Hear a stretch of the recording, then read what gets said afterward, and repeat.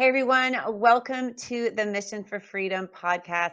Happy Tuesday to you. It is April 1st. I hope you have avoided any pranks. I have so far successfully, so hopefully you have as well.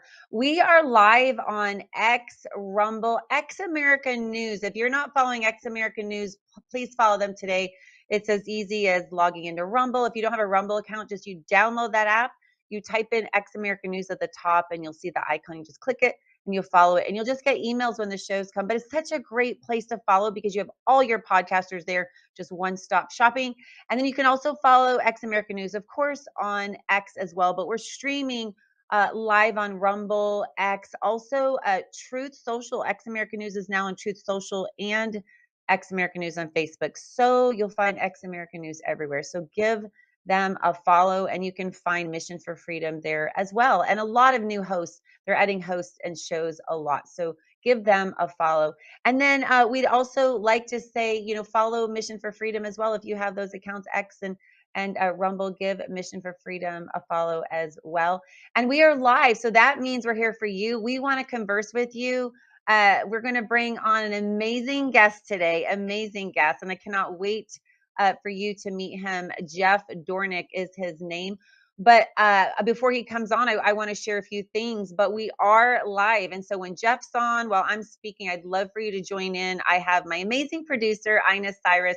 She is watching over the comments. So as those questions and comments come in, she'll grab a few and send them our way. And hopefully we can get to all of those today. We also want to thank our sponsors. We would not be here without our sponsors and you using our sponsors. There's no better way to vote than with your dollar. And we've heard that, but it is actually true.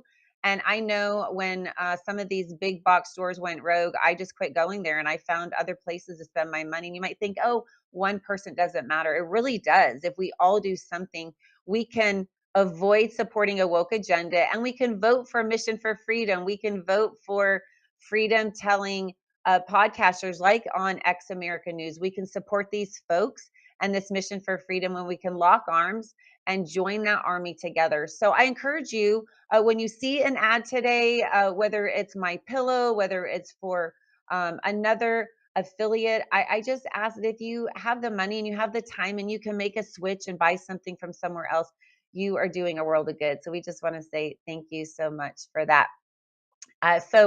I did mention Jeff Dornik. He is joining us today.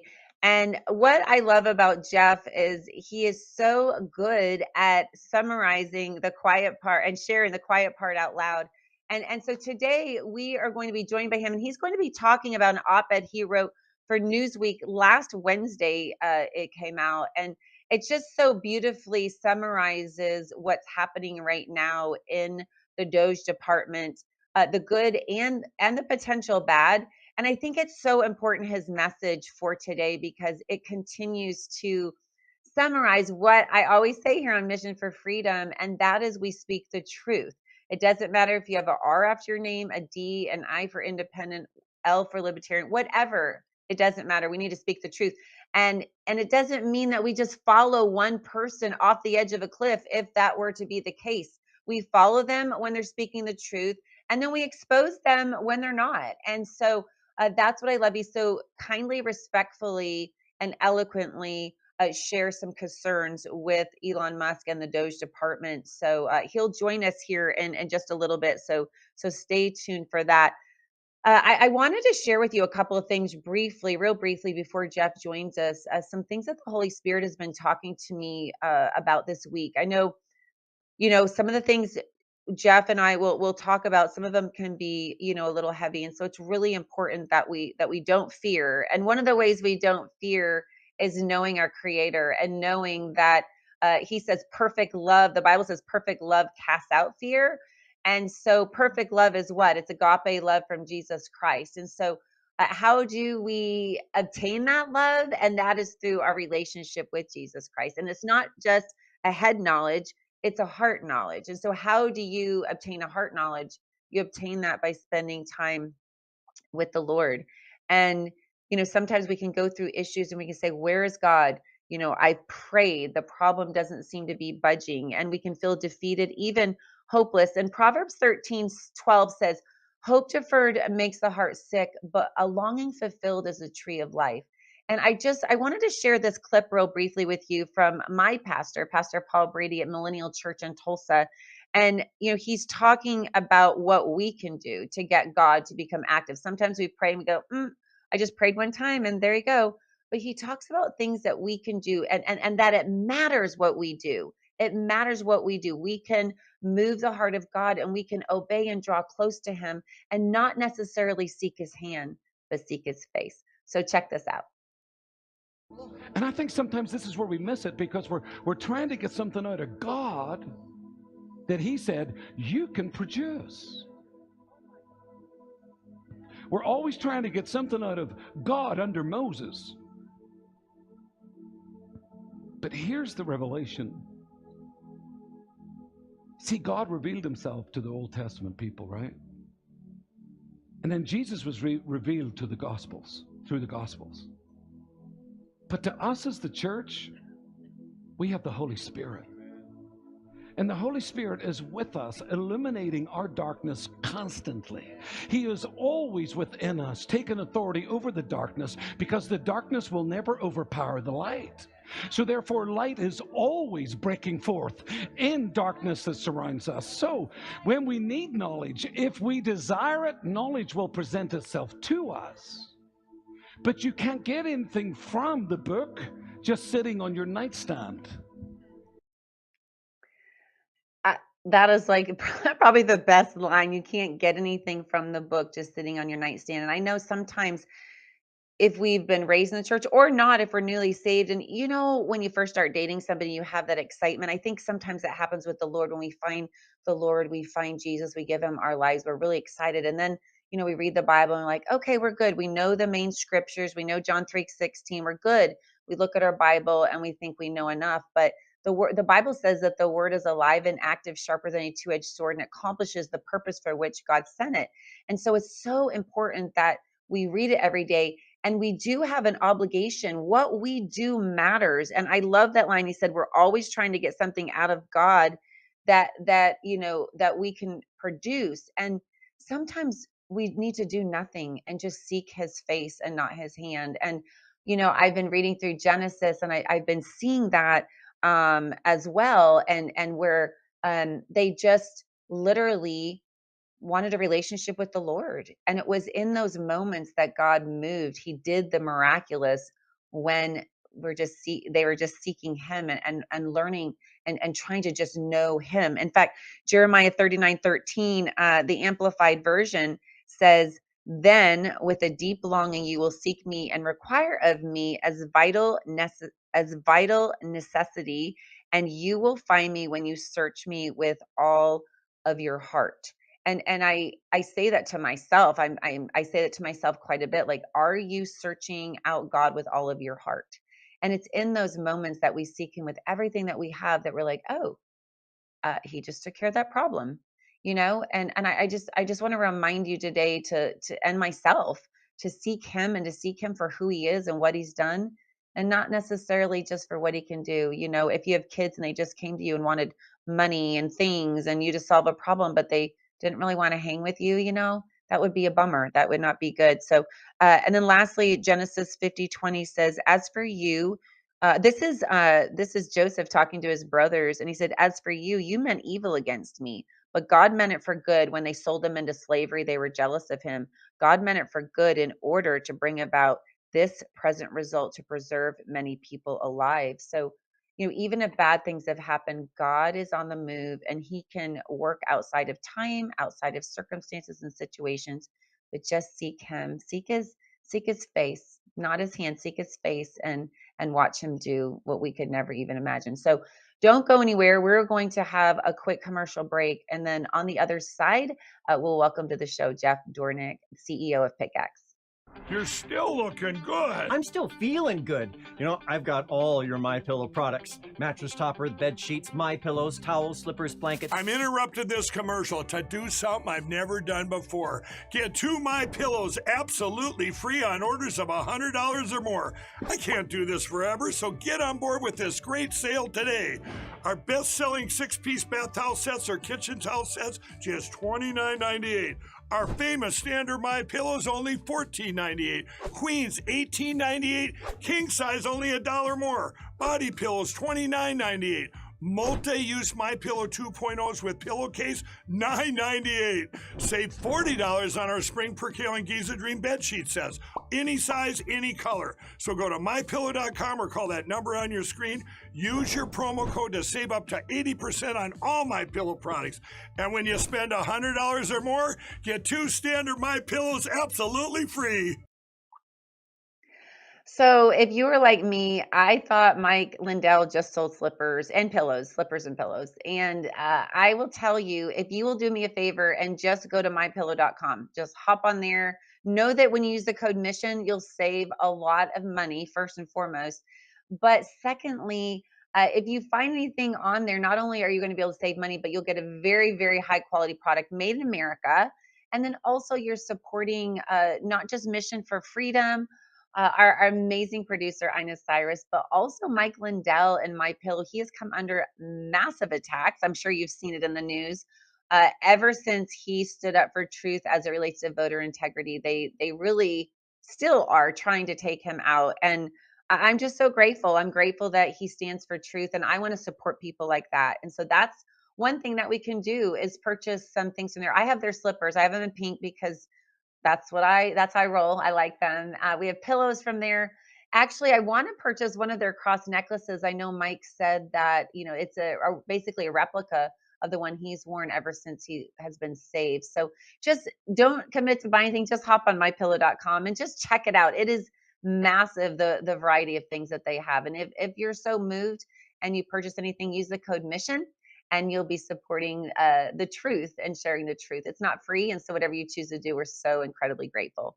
So now I would love to welcome to the show, Jeff Dornik. I've never met Jeff. I've heard his name, but he is the CEO of Pickaxe, the host of the Jeff Dornik Show. So Jeff, welcome so much. I'm so honored to have you here today. Thanks for being here. No, thanks so much. Really been looking forward to talking to you. So I am incredibly excited to talk to you about this op-ed you wrote that, wow, was published in Newsweek last week. And first and foremost, how does that happen? I mean, I think that's kind of a big deal that, first of all, it's Newsweek, which is super liberal. So how on earth does a, fairly conservative piece get in there? And then how do you get it to Newsweek, a national syndication like that? No, yeah, I mean, it's kind of funny because if you go look up my name on Newsweek, there's been a couple of hit pieces that they've run on me, and then when we submitted the article or the op-ed, and then they picked it up, I was like, oh, okay, well, we're gonna go. It wasn't that long ago when I had my good friend Bianca Gracia, who is the founder of Latinos for Trump, on my show, and at the time, this was when Trump wasn't president.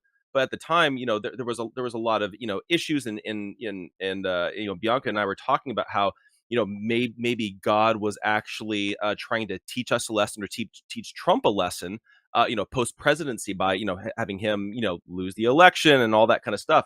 And Newsweek runs with it that God's trying to punish Donald Trump and all this kind of stuff, and we're like, okay, whatever. But they picked this up, and I think a lot of it is because I tried to take a very fair look at DOGE. I tried to look at the positives and I tried to look at the negatives. Whereas I feel like if you're on the left, you're only looking at the negatives. If you're on the right, you're only looking at the positives. And I tried to take a fair and balanced approach at it. And there's a lot of good they're doing, and there's also a lot of potential bad that DOGE is doing as well. Honestly, that is what struck me about the article. Of course, I'm on the right, but exactly what you're saying is so fascinating to me. And I really believe that's intentional. I think we see it with the Cultural Revolution in China. I think we saw it in Nazi Germany, where it's like, you're either for us or against us. You either love us or you hate us. It's like, that is not even how the foundation of America began. It was lots of discourse and deliberation and debating for everything, particularly our Constitution. And so that's what I loved about your article. So the title is, it says, Tech CEO DOGE is doing great work. Don't ruin it with AI. And then it says opinion. And so I wanted to delve into this. If there's anything, would you like to set it up at all? Or is it okay if we just jump in? Yeah, we can just jump in. I'll just say this too. With all of this, this is one of those things, and I've been railing against where AI is going, and I just want to preface because I don't know if I forget if I got into it in the op-ed or not. I'm not somebody that's opposed to people that use ChatGPT or Grok in its current editions right now. What I'm concerned about is where it's going, how it can be used for bad. And so I'm not one of those guys that's just completely anti-artificial intelligence in every form. It's, there's positives and there's negatives to that as well. So I just want to preface, the op-ed with that as well. Yeah, and you do mention that at the end of the article, and we'll get to that. But I loved, I just, it was very succinct. I think it's short enough that my husband will read it. Like, he's not a big avid, like, he'll watch the news, but I think just everything about the article was just perfect because I mean, it can't be too long. You'll lose people, but you need it long enough where you're going to make your point. So I wanted to start off first by saying that, you talked about the good that Elon Musk is doing with Doge, and that it's been a long time overdue that a real cleanup needed to occur. And you're saying the resistance Doge is encountering only proves how desperately the reform is needed. What did you mean by that? Well, when you look at who is responding negatively to Elon Musk getting in there and exposing all the fraud and waste. You look at the people that are basically smearing him by saying like, look, he's trying to take away grandma's social security check, or he's trying to bring harm to the poor in the Middle East where we're sending USA. Like, no, that's ridiculous because there is so much absolute fraud and waste. We spend so much money on ridiculous things, and especially too right now, it's like every single dollar that we're spending, we're having to borrow from countries like Oh, China. And then, and what's really interesting to me as well, and I was just talking about this. I was on the show Two Mics this morning with Dr. Michael Shore, former CIA guy. Highly encourage you guys to check out that show. But we were talking about this as well, is that we've been sending all this money to Ukraine. We're sending money to Israel. We're sending money to all these other countries, that are in wars, basically funding wars by borrowing money from foreign countries. We're paying interest and then giving it interest free to these other countries in order to fight wars. So that way we don't quote unquote have to get involved. Well, I feel like that's another side. That's another side of fraud and waste. We are literally borrowing money and losing money to send to other countries. Well, let me ask you, why can't they borrow the money? Like, why do right. we have to borrow the money to funnel it to them? Why can't they just go to the same places where we borrow money and they do the same thing? To me, that would be the responsible thing to do. And as somebody who's America first and believes we should put America first and we need to deal with what's going on here at home first, like, Yes. it's definitely something that we need to deal with. And that's one of the things that I think Elon is showing us as well. Yeah, and when you're saying that, Jeff, you're talking about who's going to sustain and take on the liability. I mean, that's really what it's all about. It's not even, I mean, it is the money we're borrowing it for them and they're supposedly paying us back, but honestly, are they going to pay us back really? And interest free. Like, this makes no business sense whatsoever. But yet we're supposed to be running this country with somebody with brains, but yet we don't even run it like a business.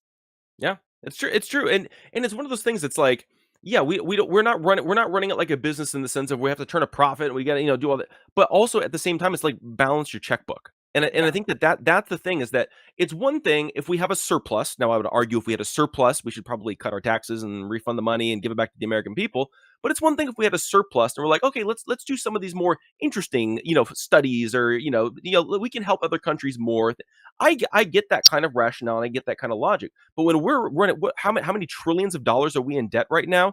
And we're continually I think it's spending money 38. studying transgender frogs and chameleons that they turn pink and purple. Like, it's absolutely ridiculous. At a certain point, we've got to wake up and we've got to knock this off.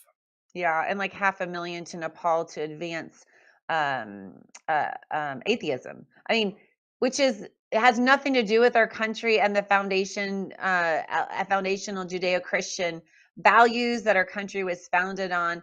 It's completely asinine when you think about it, and that, for that alone, I am incredibly grateful to Doge. I mean, it really makes me so angry sometimes. I feel like, how am I going to sleep tonight? I'm just so angry because sometimes you learn this stuff and you feel like, what difference can I make? I can't do anything about it. I can't stop it. I mean, thank God, we do have Trump in office, but he's not our savior. He's not a perfect man. and therefore he and his administration needs to be held accountable. And that's what I loved about your article. You go on to say that unsurprisingly, the Democrats have been screaming about authoritarianism and dismantling a democracy, which is kind of funny if it weren't, just flat out ridiculous and sad that, they talk about authoritarianism. They talk about, being a threat to democracy. Of course, Trump, they love to use that in unison, really, all of the networks. That was the word one time. They also talked about inflation being transitory. And it is quite amazing how they can lock arms and use these words systematically to create a narrative and to inject their propaganda in homes all across America. But what do you think? I mean, at the expense of not stating the obvious, but why do you think they're crying this out like so loud? I mean, do you think it's because they're threatened to have their individual money taken, or what do you think's behind all that? Yeah, I think that is definitely part of it. I would probably give half of their screaming over to that. The other side of it is just it's the uniparty. It's the way that Hmm. Washington D.C. works. I mean, like when you think about it, if the roles were reversed, Republicans would be doing the exact same thing. And that's the problem that we face with what happens in Washington D.C. is that it to me it feels like both sides argue the same thing, but then they just flip depending on who's in power. For example, with the I think the perfect example was this continuing resolution that we recently passed. Last administration, Republicans were against it, Democrats were for it. Then all of a sudden, Trump gets back into office, and then the roles are reversed. And that was the point that Thomas Massey was making. Is like, look, Yeah. we were promised that look, we're finally going to deal with this in March, and that's why people were supporting the continuing resolution. All of a sudden, we do it again, and it's like, okay, how many times? What are they on number 7 or 8 in a row? And it keeps going back and forth depending on do we have a Republican president or a Democrat president on who's supporting it and who's opposing it, and they just keep flip flopping back and forth. That's a major problem with what we have in Washington D.C. They're two sides of the same coin, and at a certain point, we need to put our foot in the ground, take a strong stance, and say enough is enough. Yeah, you bring up a really great point, and that is something that I think a lot of people have not been maybe aware of until recently. But the uniparty concept, folks would just go vote for straight Republican or straight Democrat, and Thomas Massey. I'm glad you brought him up. I love the man.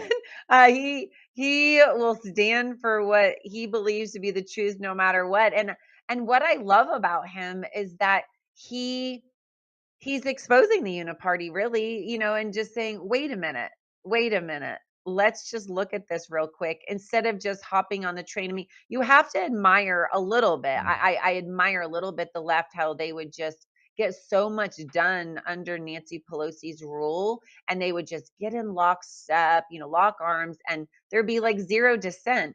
So, I mean, there's something to be said for getting an agenda across the line, but I don't like what it takes for that to happen, where there's no dissent, there's no conversation really, and they're letting like one person. I mean, even Obama did that, getting behind Biden and trying to push that stumbling dude across the finish line. I mean, he didn't want him originally. So it is so fascinating. So I'm grateful for you to expose that whole uniparty concept, because I don't know that that was really a common understanding before 2020. Yeah, well, and I think it's also something to consider as well. Is like we're talking about DOGE, right? And so they're going in, they're exposing waste and spending, waste and fraud, and all that kind of stuff. And then we go and pass this continuing resolution, which basically funds everything that DOGE just exposed. And so it's Right. like, so what was the point? That's what to me was mind boggling about this whole continuing resolution fight, and how Trump basically called out Thomas Massey and said we're going to primary him because he's the same as Liz Cheney and all that. And I'm just sitting here and I'm like, okay, so he's the only one that's saying let's reinforce the DOGE cuts. And Rand Paul introduced an amendment that got shut down in order to, okay, we'll do the continuing resolution if we cut the spending that DOGE has exposed. Yeah. That got shut down as well. So when we're looking at this, we're like, okay, so what is really going on here? And I don't have an answer to it because it doesn't make any logical sense. Why have DOGE go expose the fraud if you're just going to continue the resolution to keep funding the very Funding it. fraud and waste that he just exposed? Yeah. Do you think, and I know we're speculating and I really want to stick with facts, but I mean, do you think it's like a marketing ploy at all? Well, I think that I think there's a lot more at play when it comes to Doge, and we'll kind of probably be getting into that with a lot of the Mhm. artificial intelligence and AI and all that kind of stuff. But I think that there may be some marketing stuff at play here. But I don't know necessarily what is going on. I just try to call balls and strikes where I can, and Mhm. it's really hard to kind of get in the mind of a lot of these guys. For me, I just look at, okay, what's right and wrong, and to me, that continuing resolution was absolutely wrong, and Massey and Rand Paul were the two guys that were right on that one. Yeah, it's just interesting. Sometimes I these lone wolves get my attention because they're not doing this for fun, and to do this, they have to really have some receipts and they have to know what they're talking about. I feel like it, and there are some crazy lone wolves too, but I'm so grateful that you expose this because it makes no sense. It's like, why go to all this bother? I mean, it sure looks good, and if folks don't really connect the dots with the continuing resolution bill, like they don't connect those dots, they just kind of think, oh, it's great, what Elon Musk is doing is great, and it is, if it does indeed save us money. I do want to get into the AI portion of your article. And you said, this is the statement I wanted to bring up. Inez, if you can go back to the article, I don't know if we can scroll down to this, but it says, to be fair, the Trump administration has not singled it the AI, using AI with the federal government, not has not signaled it planning to sweepingly replace the federal government's functions with AI. This is what I want to draw everybody's attention to. You say, but once Pandora's box is opened, it is difficult to shut. So you're saying that they're reportedly using AI to analyze responses received from Musk's email. I thought this was very powerful about when they said, email us by 5 p.m., you have 24 hours, okay, 48 hours, and they extended it. And then they're going to use what you said, quote, the large language model, as it's called, to process mountains of human text and then determine whether someone's job is mission critical or not. Yeah, well, it's so specifically what they were doing, because a lot of the way that it was pitched to all of us was that we're gonna send out the email, and it's basically just to see who's dead or alive, right? And so it's like, okay, cool, that makes sense. If you're alive, to me, if that's really what you were doing, you would just say, respond to this email with a funny joke, or respond to this email with your name and saying, yes, I'm alive. But it was, list 5 things that you've done this last week, and email that back in. Okay, and then Elon and Doge took that information and put it into the large language model, which is basically the basis for artificial intelligence that he built for Doge specifically. So punch it in there, and then it was analyzing, according to all the reports that I've seen, it was analyzing all the data that was input by these emails. And so then he could then take that information. He could look at, okay, so here's what this department has done. Here's what these specific people have accomplished, and all of that. And so the concern is that he's looking to streamline the government. Well, one way that he can streamline the government is by replacing human jobs with artificial intelligence in certain scenarios. So the AI can basically look at, this person does this, this, and this. Well, technically speaking, the AI could accomplish that in, let's say, a tenth of the time. So let's go with the artificial intelligence streamlining. And the concern that I have with that is that you're taking away the human element to all of this, and you're passing it over to a computer that is basically controlled by the programmers. And as Elon has always said, when it comes to algorithms and all that, the algorithms will be based, and the AI will be based upon who programs it. What are the political ideologies? What are they trying to accomplish? And for me, I'm looking at this and I'm like, okay, so let's just hypothetically say that artificial intelligence makes a decision that violates your individual constitutional rights. What recourse do you have? You can't prosecute an artificial intelligence. You can't throw it in prison. You can't fire it. So what recourse do you have, and how could you even prove it unless you get access to the back end to see how they programmed it and the code and the source code and all of that? So when you're looking at this, at the very least, if you have a human being that's accomplishing these things, they Yeah. could become a whistleblower. They could say, boss, what you're asking me to do, that's wildly unconstitutional. I can't do that. You Or can have some immoral, pushback. like it has no morality compass. Exactly, exactly. And you're taking away the checks and balances that our founding fathers intended for this country, which, that way you can have some pushback, you can have some conversation, you can have some debate.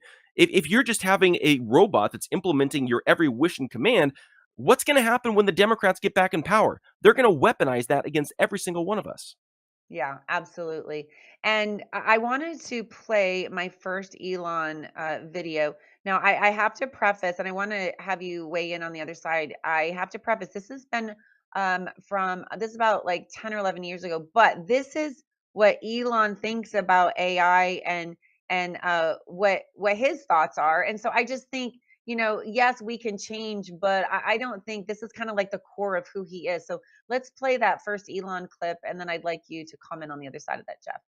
And a warning from Tesla Motors CEO Elon Musk. It has nothing to do with cars. Instead, Musk warns about artificial intelligence, which he has called more dangerous than nuclear weapons. Musk spoke at a symposium at MIT.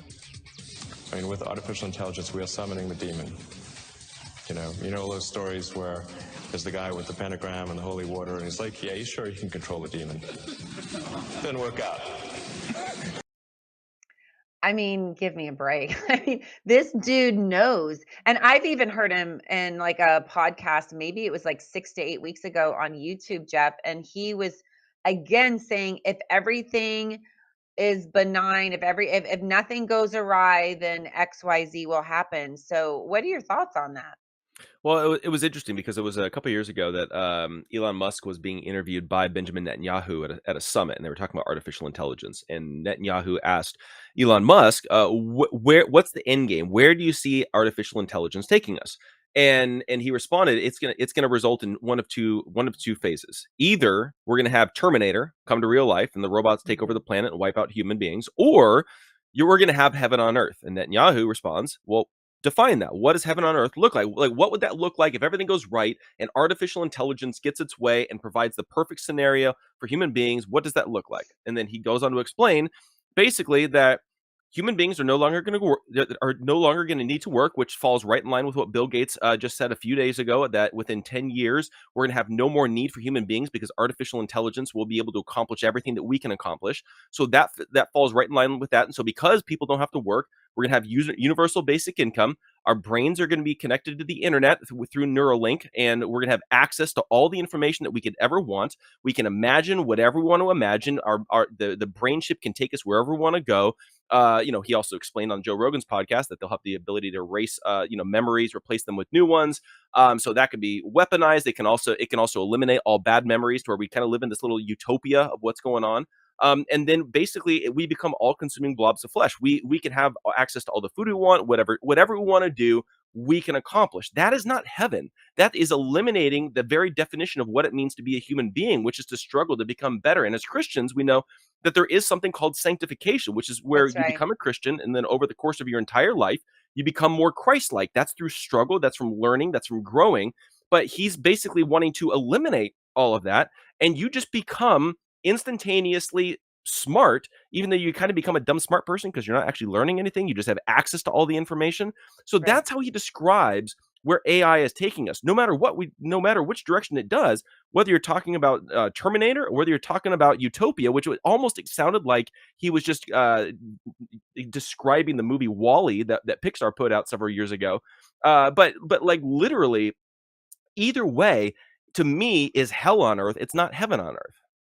Yeah, and really what you're speaking about too is like it sounds really like an open air prison, and it really reminds me of the Tower of Babel, where these folks want to be creators, they want to be like God, and it's another form of when Moses came down from Mount Sinai with the commandments, and they're worshiping the calf. It's like left to our own demise, left to our own devices, we worship ourselves, and that's called sin, people. And so that's the problem that I see as well with that. I have to share just a small frustration, and I don't know if you've run into this and how you circumvent it or navigate it, but I mean, with all that Elon is doing with DOGE, it is interesting how people think he's great if they don't delve into this other side that you're mentioning. One of the things that I've always said, and I've said this for many, many years, is that I like Elon Musk. I mean, he's kind of like a tip of the hat to Henry Ford and Walt Disney, very very innovative and coming up with new things that nobody else is doing. I mean, he's literally trying to get us to Mars. He's building the best electric vehicles on the planet. The whole like I get that. I like Elon Musk, but I don't trust him because I don't trust his worldview. I'm not saying that he's sinister. I'm not saying that he's trying to be sinister. My impression of him is that he's actually trying to do what he believes is right, but his worldview is warped because he doesn't believe in the gospel. He does not believe in God. He has a very atheistic, hedonistic worldview, and the end result of that is not good. And what's really interesting is that through artificial intelligence, to a certain degree, he's kind of playing God, especially when you tie into transhumanism and you're combining human biology with technology. And basically what he's saying is like, look, God didn't create you perfect enough, so I'm going to fix it using technology. And then in a weird kind of twist, then in the future, even though he keeps talking about repopulating the earth, in the future, he's talking about we're going to need to flee. And then he's going to quote unquote rapture a small percentage of people and take them up to Mars and start a new civilization in outer space up on Mars. And you're just sitting here and you're like, are you literally trying to be Jesus? Like, that's what it feels like sometimes when you look at the things that he's trying to accomplish. He's literally talking about with Neuralink, being able to make the blind to see, being able to Yeah. make the quadriplegics to be able to walk. And then he's talking about rapturing a small percentage of people and take them up to outer space. It's almost like he's trying to be Jesus reincarnated. Well, rest assured, we know he's read the Bible probably a million times, and so I mean that dude is really really well read. So I mean, if it walks like a duck, if it quacks like a duck, if it sounds like a duck, it probably is. So we have to head to a commercial break, but I have a few more. I have another clip and a few more things I want to talk to you about on the other side. But we're talking with Jeff Dornik from jeffdornik.com and also a CEO of pickaxe.com. Don't go anywhere. We'll be right back. Well, hello everybody, it's Annie Cyrus. Welcome to my art studio where all the magic happens. This is the station for painting, and that is the station for all the resin art I do. If you want to check out my art, all you gotta do is go to lutfstudio.com.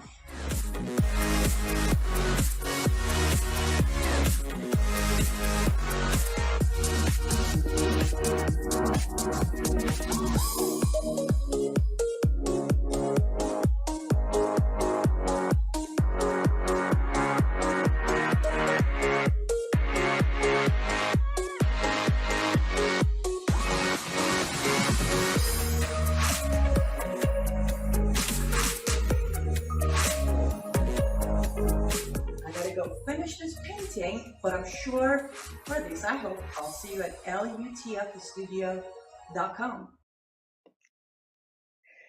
Y'all need to check her website out, lutfstudio.com, lutfstudio.com. As a female, I love to customize things to match my home. And so that's the beautiful thing. You can get a painting, you can get a vase. There's so many options. And she just sent me a picture yesterday of a little piece she finished that took 30 hours. And she's incredibly serious about creativity. So I think if you could dream it up, she could make it. I'm just throwing that out there. She might kill me for saying that, but she's incredibly creative. So lutfstudio.com. Head there today. Again, just like mypillow.com. Just check out the website and just see if anything intrigues you. And of course, you can always use the code MISSION to save some money, and you're supporting INAS, you're supporting Mission for Freedom and the Truth. And so for that, we are very grateful. So do that today. Jeff Dornik, welcome back from pickaxe.com, jeffdornik.com. Welcome back to Mission for Freedom. I'd like to continue our conversation about your op-ed last week in Newsweek called Tech CEO DOGE is doing great work. Don't ruin it with AI. And this was, of course, your opinion piece. And I want to go back to what we said in the beginning, how I think it's great that we point out all the good that Elon is doing, but yet we need to talk about this whole artificial intelligence thing that seems to be unchecked at the moment. And that's what I love, the checks and balances that you're bringing in. I think it's really important to point out the good, but then again, I think it's important to look at the truth of where AI could go and where Elon wants it to go, and is just hoping for the best. And even his best, like you said in the previous segment, is not that great. It's really the antithesis of who we are as a nation, which is based on a biblical worldview, the Word of God, Jesus Christ. And so I'd like to play this second clip real quick, and then again have you weigh in on the backside of that. I think there's going to be a lot of breakthroughs on the medical front, particularly around synthetic mRNA. You can basically do anything with synthetic RNA, DNA. It's like a computer program. So, I think with enough with effort, that's not too crazy. You could probably stop aging, reverse it if you want. You can basically do it. You can turn someone into a freaking butterfly if you want with the right DNA sequence. So, caterpillars do it. Jeff, caterpillars do it. That convinced me was, caterpillars do it, so why can't we? No, Right. it's insane, but the problem that we're facing now is that, on day number 2 of Donald Trump's presidency, what did he do? He stood in the Oval Office with Sam Altman and Larry Ellison and announced the Stargate program, which is basically the implementation of mRNA with artificial intelligence. And this is absolutely terrifying. If you like, did we not learn our lesson during COVID with what happened? But we're just going to continue doing this because clearly we're like, it just makes absolutely no sense. But what was interesting specifically about that is that they announced that Trump's gonna, basically, I think they're gonna help with the infrastructure, like $500 million of building the infrastructure out, so that way they can have the artificial intelligence to deal with mRNA, not to cure cancer. If you go back and you listen to the tape, it wasn't to cure cancer; it was to quote unquote combat cancer. What does that mean? I have no idea. We're gonna fight it. What does that mean? What does that accomplish? It makes no sense. But the problem that we're dealing with here is that you're dealing with mRNA technology, which we know is horrific. You're dealing with completely redoing and reformatting your genetic code and your genetic structure. As Elon said, if he wants to, he could turn you into a butterfly. How flipping ridiculous is that when you actually start thinking about the kind of power and control? But the problem too is that they have the ability to connect nanotechnology that's inside of your body to computers that are outside of your body. But what's even more terrifying about that is that they're kind of conditioning us right now to become walking, talking computers, and especially when you talk about Neuralink and implanting that into your skull and connecting your brain to the internet. A lot of people, they were wondering, like, what was with the graphene in the vaccines? Why is there graphene being injected into you? Well, graphene is now getting into everything. And what's interesting, specifically, if you go look up quantum computing specifically uses graphene as the basis for its memory. And if there's a phenomenal podcast that Joe Rogan did with this guy that spent like 3 hours, and I forget what his name is. But they did 3 hours diving into quantum computing and the future of it. And he said that quantum computing can actually be built on living things. And I truly believe that they're seeding us and conditioning us and building us up to become walking, talking computers, to where we become the memory, we become the hard drive, we become the computer. Neuralink and technology like that will be the software that's connecting your mind and your brain and basically your hardware to the internet. And then they'll have access to everything. They can basically do whatever they want to you. And as I mentioned before, Elon has said, and he said explicitly on Joe Rogan's podcast, that they will have the ability to erase memories and replace them with new ones, which means you would never know because your memory was erased. What kind of power will they have over us? And on top of that, and I caution everybody, if you're considering getting Neuralink implanted in your skull, don't, because anything that is connected to the internet is hackable. And if they have the power to be able to erase a memory and replace it with new ones, how can you stop a hacker from hacking your brain, erasing a memory, and replacing it with a new one? Think about the power that they can have politically. If you had a rogue, government that went crazy, think about what the kind of power a hacker can have. It is terrifying when we start dealing with this. And there's an old show that was on ABC called Once Upon a Time, where they took a bunch of Disney characters, put them into a human life scenario. And Rumpelstiltskin, one of the things that he always said was that magic always comes at a price. And that's how I view mRNA technology and all this technology that they're developing. It always comes at a price. And I strongly believe that the ramifications of this far outweigh any positives that we can ever get out of this.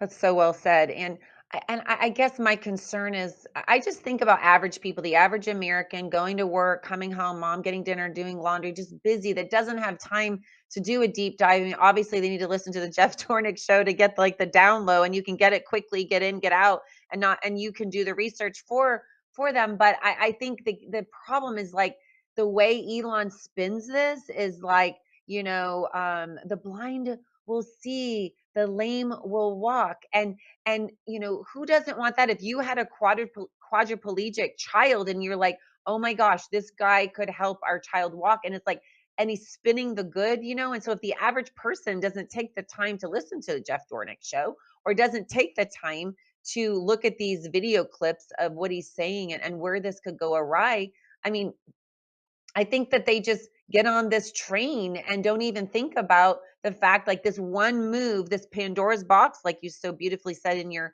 article in Newsweek, that like, where could this all take us? Yeah, well, and again, the end result, and this is what Elon has said publicly. The end result of this is access to super intelligence, because your brain's gonna be able to access artificial intelligence and a computer, supercomputer, and you're gonna be able to access whatever information you want just by thinking about it, which really is just gonna make a bunch of really dumb smart people, because you're not Mhm. gonna be able to know how to think or process. You don't actually know anything yourself, but you have to be connected to the internet. And then what happens when you start getting cancel culture, and all of a sudden you get somebody who's really smart, gets access to all the information, starts exposing corruption, and starts exposing things like, oh, we're going to shut you off. And now all of a sudden, because you have no critical thinking skills, because you've been relying on this supercomputer for so long, now all of a sudden, now what are you? What are you without all this kind of stuff? That's the problem with where this is going. But to me, really, this is really centralizing the power to a handful of elites that are going to be able to make all the decisions for all of us. And if what Bill Gates said a couple days ago comes true, and humans are no longer needed in about a decade, then what are we going to become? We're going to become nothing but slaves, because we're going to be only reliant upon them. Because if we can't work, we're going to have to rely on somebody for our income, and somebody for our food, and somebody for our shelter. And if we don't comply with them, then guess what? We're out of luck. There's nothing that we can do in that kind of a society. And that's what, during this weekend's Summit for Truth and Wellness out in Rochester, we were talking about this very issue. And Aaron Day was making the point repeatedly. There is no just creating an alternate system or separate ecosystem or something. Like, it's all or nothing, because if they get what they want, this Mhm. will get into every single aspect of life. There will be no escaping this. And this is why we've got to deal with this now. And in my opinion, we need to get people educated. We need to help people to understand what's going on. And we kind of need to make a ruckus until we either get, at the very least, get guardrails, if not completely shut this thing down, because this is not going to end well. I can promise you. And I want to end on that note, but really quick before I ask you what you feel like the listeners could do today, you talk about if AI defines critical, the word critical in your piece, you're talking about that, and then I was thinking, well, if AI can define critical, then they can define truth, right? And really, America, and we believe truth. As many Americans, that it's based on the word of God, but you have AI come in, and so then AI, we've heard Yuval Noah Harari talk about, the AI is going to rewrite the Bible and things like that. But one thing I did want to point out, this last point in your brilliant piece, is that you explain how AI is not neutral. And I think that's really important for people to understand, that you say, quote, some may say that AI's neutral efficiency first approach is just what the government needs, but AI is rarely, if ever, politically neutral. And you talk about Chat GPT's language, that it became notorious left leaning and woke. And then we've got, of course, Grok out there. But I'd love for you, to touch on that, because you said, if the government can be weaponized against humans, imagine, what damage AI could unleash. Yeah, well, you could arguably you could make the argument that that Elon Musk, if he wanted to, could make a neutral AI, and that could be realistic. But we're going to trust the government to give us a neutral AI? I mean, we can't trust any of these corporations to do that. Nobody's done that, as far as I know. I don't know of a single artificial intelligence that is politically neutral. They all either become woke, or there's a handful like Gabs and I believe Mike Adams has one and all that, and they're typically going to be more conservative. Like, There is no politically neutral AI.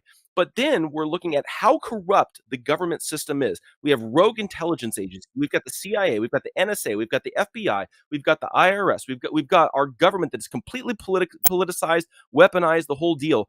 And we're going to trust them to write artificial intelligence code that is going to be quote unquote politically neutral.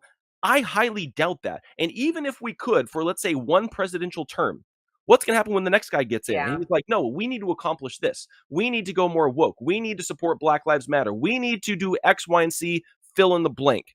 Like when you start having that kind of power, when we're relying on a technology that is programmable, like that's the end of every single one of our constitutional rights, because we no longer have individual sovereignty, individual liberty, and any sort of freedom, because now we're beholden to technology that is programmable by a handful of elites or politicians. That is the end of freedom as we know it.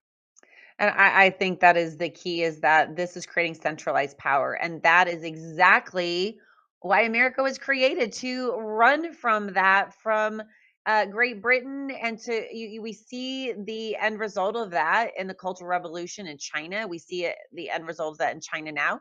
We see the end result of that in Nazi Germany. I mean, Pol Pot. I mean, we see all these tyrannical Marxist, communist, Soviet Union, Stalin. We see where this all ends up, and it is not good. And so that's why, obviously, we have three branches of government, and there's supposed to be checks and balances theoretically. I mean, that is the reason why people flee to come to America, is for the decentralization of power. Yeah, no, it's very true. It's like our founding fathers established this with the idea that each one of us was given certain inalienable rights that were given to us by God, not by government, that the government could not take away. And so we were a very individualistic society, in the sense of we were given individual rights. We weren't given a collective right. We weren't given rights as a group of people. We're given individual rights because we're created in the image of God. And what's happening right now, and this is what's happening with public health, it's what's happening with artificial intelligence, it's what's happening with all these different agencies, what they're looking at, what's best for the greater good. That's not the way the founding fathers ever intended it. What they looked at was not what's best for the greater good. They were looking at what's best for the individual, because That's the right. individual is the one that God gave rights to by creating us in the image of God. And so that's the thing that we have to remember when we're looking at all of this. Like Elon can spin it and say, look at the number of people that we can help using artificial intelligence. Okay, great. But what about my individual rights that God Yeah. gave us? Because what you're doing is taking away my individual right for the betterment of the greater good. This is the exact same argument that we can be using when we're dealing with vaccines, when we're dealing with the COVID Yes. jab, when we're dealing with all these different Masks. kinds of Yep. things, is that what about my individual rights that God gave me that you don't have the authority to take away? Exactly. And I mean, and that's socialism, communism, Marxism. I mean, that is the whole premise, the basic premise of these tyrannical regimes. What do you think we can do, Jeff? Like, how can we push back against this? Honestly, and not to be completely self-serving, but it's to stop feeding the beast. And Yeah. for me, it's like I launched a social media platform, Pickaxe, where we're being very human-centered in everything that we do. So whereas all the rest of these platforms, what they're doing is they're taking your data, your thoughts, your ideas, and your information, and then using it to build up their technology. I'm trying to use technology to build up you as the individual. And so find different entities, companies, organizations that have that same kind of worldview. We're looking to collaborate with a bunch of different people through Pickaxe as well, in order to accomplish those goals. And so, I'm already in talks. I've got meetings this week with a bunch of different tech companies and other companies on ways that we can integrate and incorporate. Because the whole idea is, how do we come together as a collective group of people that have the same worldview and the same idea of, we believe in individual rights, and because we're going up against a government that does not believe in individual rights. So find the right people that you can link arms with, and we have to join together, and we have to make our voices heard. But if we keep playing into the beast system on platforms like X and platforms like Facebook and Instagram and Google and all that kind of stuff, then we're feeding the beast, because we're giving them the very life that it needs to survive, which is our data, our information, our thoughts, and our ideas. So that's why, platforms like Pickaxe, there's a handful of others that are out there as well. Find different places where you're not feeding the beast, and join them and help them to grow. Yeah. Amen to that. Uh, I'm going to wrap this up. Debbie Wallace, I'm going to come to your question on Thursday. So join Mission for Freedom as well, Tuesdays and Thursdays, 3 p.m. Central, X American News, Truth, Facebook, X. Rumble, all the platforms, and then pickaxe.com and the Jeff Dornik show, jeffdornik.com. So thank you, Jeff, so much. Thank you for joining us and join the Mission for Freedom Army. We're so grateful to have you here. God bless and have a great day. Thank you. Appreciate it.